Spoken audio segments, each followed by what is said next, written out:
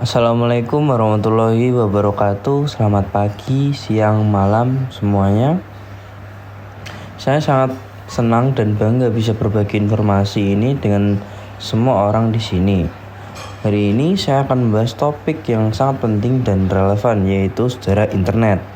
Sebelum kita masuk lebih dalam, izinkan saya memperkenalkan diri. Saya Muhammad Habil Wibi dengan NIM 22051204015 dari kelas Teknik Informatika A.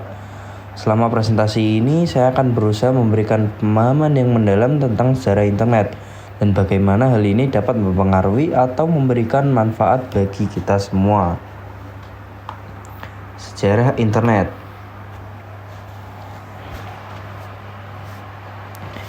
Internet dimulai kapan? Internet mulai sebagai proyek penelitian pemerintah Amerika Serikat pada tahun 1960-an yang dikenal sebagai ARPANET, Advanced Research Project Agency Network. ARPANET pertama kali beroperasi pada tahun 1969, menghubungkan 4 universitas di Amerika Serikat: University of California, Los Angeles UCLA, Stanford Research Institute, University of California, Santa Barbara, dan University of Utah. Bagaimana perkembangan ARPANET? Perkembangan ARPANET merupakan tonggak awal dalam perkembangan internet, dan dari sana jaringan ini terus berkembang menjadi apa yang kita kenal sebagai internet saat ini. Pada tahun 1983, ARPANET beralih dari protokol komunikasi NGP (Network Control Protocol) ke protokol TCP or IP, yaitu Transmission Control Protocol or Internet Protocol, yang menjadi dasar dari internet modern. Lalu apa tujuan awal dibentuknya internet? ARPANET yang merupakan prekursor dari internet awalnya diciptakan dengan tujuan untuk memfasilitasi komunikasi pertukaran informasi antara peneliti dan ilmuwan di beberapa universitas dan lembaga penelitian yang berbeda di Amerika Serikat. Proyek ini dikembangkan oleh Departemen Pertahanan Amerika Serikat sebagai respon terhadap kebutuhan untuk memiliki jaringan komunikasi yang tangguh dan tahan bencana dalam menghadapi potensi ancaman selama Perang Dingin. Lalu apakah ARPANET hanya untuk kepentingan militer saja? Tentu saja tidak. Banyaknya permintaan yang ingin mengembangkan internet, akhirnya ARPANET dibagi menjadi dua, yaitu ARPANET dan MILNET. ARPANET fokus menangani non-militer seperti universitas, perusahaan, dan lain-lain, sedangkan MILNET fokus mengurusi keperluan militer. Dari keduanya bergabunglah antara jaringan tersebut yang sekarang dikenal dengan nama DARPANET, yang kemudian sekarang dikenal dengan nama internet. Lalu urutan sejarah internet. Pada tahun 1960, ARPANET, internet bermula dari proyek penelitian pemerintah Amerika Serikat yang dikenal dengan ARPANET, Advanced Research Project Agency Network. Pada tahun selanjutnya, 1970, perkembangan TCP or IP. Pada tahun itu, Transmission Control Protocol or Internet Protocol dikembangkan yang menjadi dasar dari internet modern. Pada tahun 1983, beralihnya ke TCP or IP. Pada tahun 1983, ARPANET secara resmi dari protokol NGP ke protokol TCP or IP, menandai langkah penting dalam sejarah internet. Lalu 2 tahun selanjutnya, pada tahun 1985, berkembangnya jaringan. Internet berkembang pesat dengan menambahan lebih banyak komputer dan jaringan di seluruh dunia, termasuk pendiri domain pertama dan penambahan protokol baru seperti SMTP untuk email. Pada tahun 1990, komersialisasi internet. Internet mulai menjadi lebih komersial dengan pertumbuhan bisnis online dan layanan web seperti World Wide Web atau biasa disebut WWW, yang dikenal oleh Tim Berners-Lee pada tahun 1990. 3 tahun selang kemudian, Mosaic Browser web pertama kali dengan antarmuka grafis diperkenalkan, dan ini membuka jalan bagi pengguna web yang lebih mudah dan lebih luas. Pada abad ke-20, tepatnya pada tahun 2000, pertumbuhan luas internet. Internet terus tumbuh secara eksponensial dengan munculnya perusahaan besar seperti Google, Amazon, dan Facebook. Teknologi broadband dan konektivitas nirkabel juga semakin meluas. 10 tahun kemudian, pada tahun 2010, era mobile dan sosial. Internet semakin didominasi oleh perangkat mobile dan media sosial menjadi sangat populer, mengubah cara orang berkomunikasi dan berbagi informasi. Pada tahun 2020, internet selama pandemi COVID-19, internet menjadi lebih penting dari sebelumnya, dengan banyak aktivitas yang beralih secara online, termasuk pekerjaan, pendidikan, dan hiburan. Lalu sejarah internet masuk di Indonesia. Pertama kali masuk ke Indonesia pada tahun 1990-an. Sejarah ini masuknya internet ke Indonesia dapat diuraikan sebagai berikut. Pada awal tahun 1990-an, pada saat itu internet masih dalam tahap perkembangan di seluruh dunia. Beberapa perguruan tinggi dan lembaga penelitian di Indonesia mulai memiliki akses terbatas ke internet melalui koneksi satelit. Koneksi internet pada tahap ini masih sangat mahal dan terbatas pada komunitas akademis dan penelitian.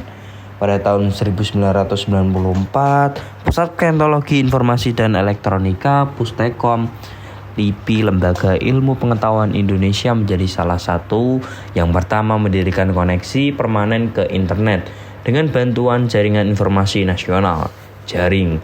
Hal ini memungkinkan peneliti dan akademisi di Indonesia untuk memiliki akses lebih mudah ke sumber daya dan informasi global di internet.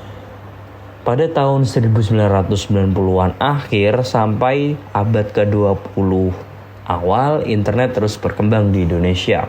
Meskipun masih terbatas pada komunitas akademis dan bisnis tertentu saja, perusahaan telekomunikasi dan layanan internet mulai muncul, seperti Indosat, Telkomnet, Instan, Telkomnet.